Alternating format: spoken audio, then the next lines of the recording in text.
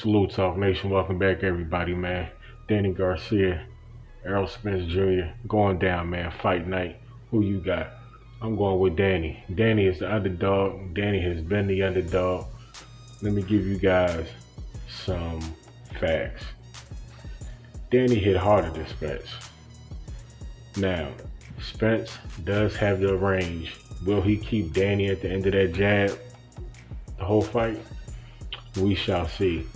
Danny also has an underrated defense, has a nice left hook, as everybody know, but his right hand is also powerful, ladies and gentlemen. Danny also has a nice jab as well.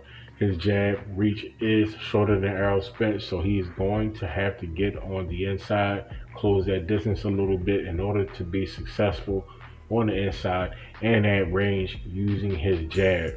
Keys to this fight for Danny Garcia is utilizing his timing. Danny is known for his timing.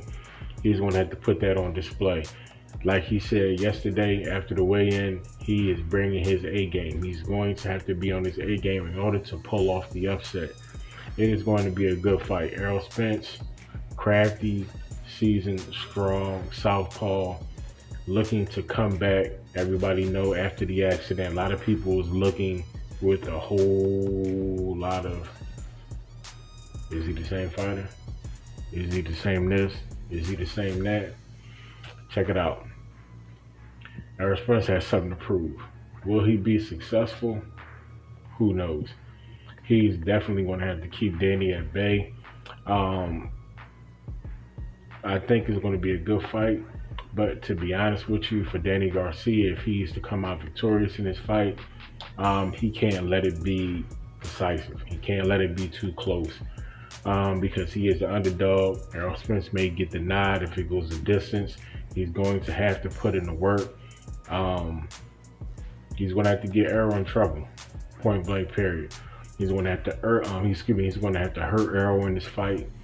It's easier said than done, but that's what he's going to have to do.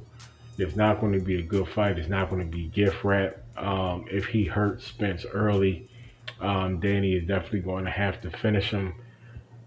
Is Errol the same after the accident? Who knows? He did sustain some injuries, man, to his mouth. Got a new grill, but did that affect his jaw? That's what I want to know. How is he going to stand up for somebody coming into contact with that chin? You know what I'm saying? That's what I want to know. Can he still take a punch? Danny Garcia is the strongest puncher that Errol Spence have faced. After the Sean Porter fight,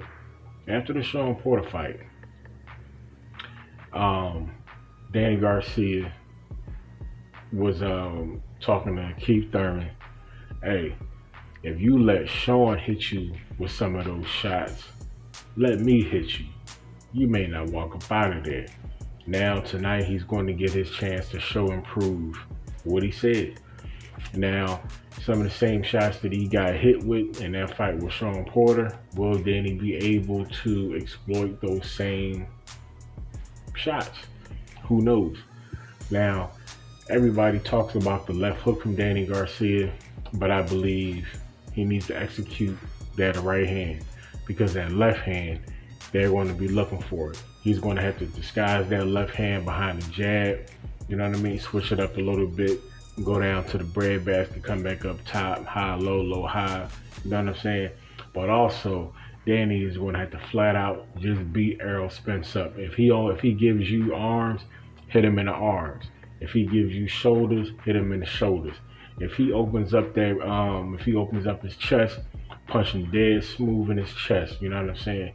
Take his breath away. You dig what I'm saying? Whatever he gives you as far as a target, if you are Danny Swift Garcia, you are aiming for it. You're not only going for the body, you're not only going for the head. You want to beat him up. If he gives you the shoulder, man, hit him everywhere. Because it's going to be hard for him to put his hands up to do whatever he got to do if that arm is a little broke up. You heard Keith Thurman say it, ladies and gentlemen.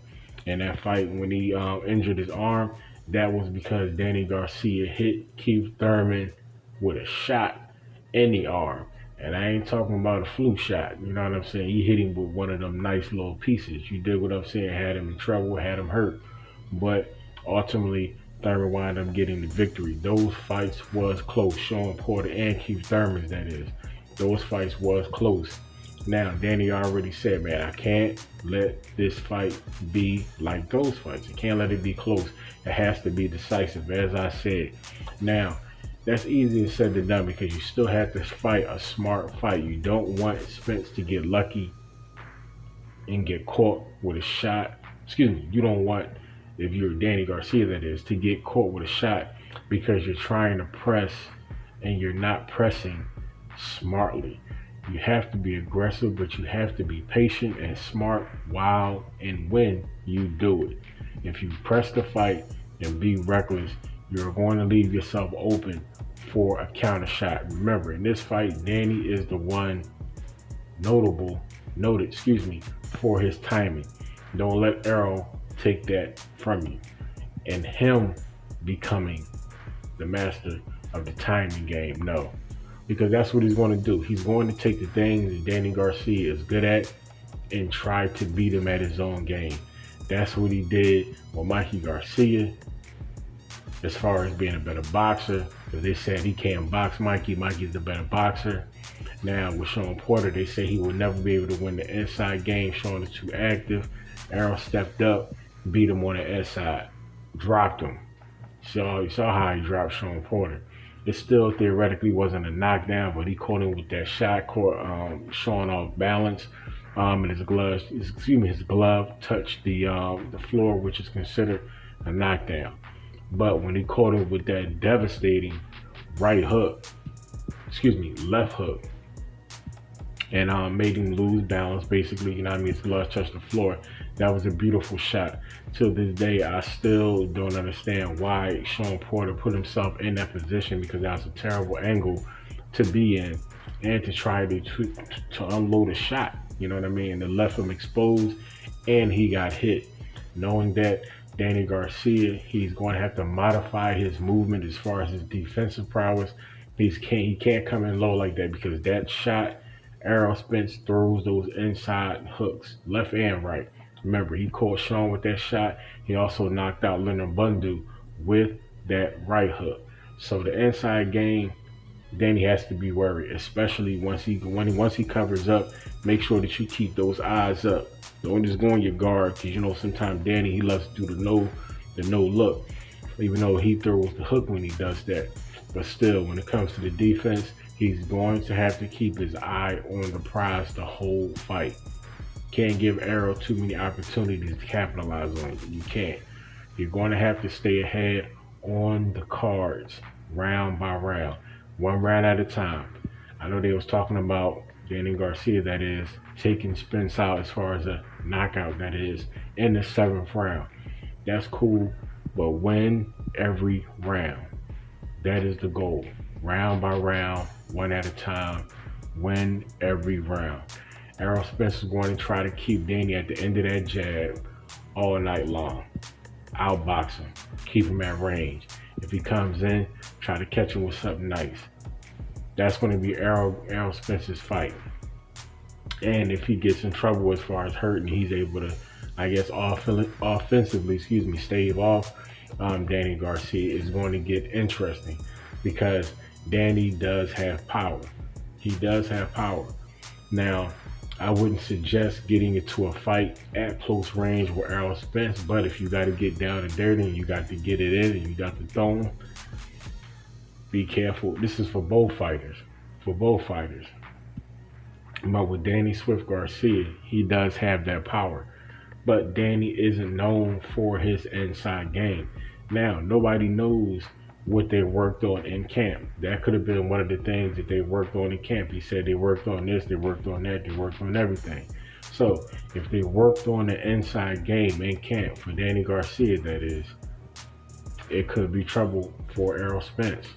because you may not fight the whole fight on the inside. But if you have a couple of cycles and you got to get on the inside and you got to mix it up a little bit, now Danny Garcia has that power. You do not want to get caught with a shot if you are Errol Spence.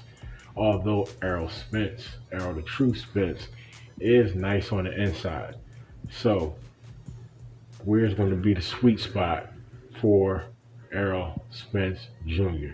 Errol Spence Jr., the sweet spot is going to be that mid to long game range.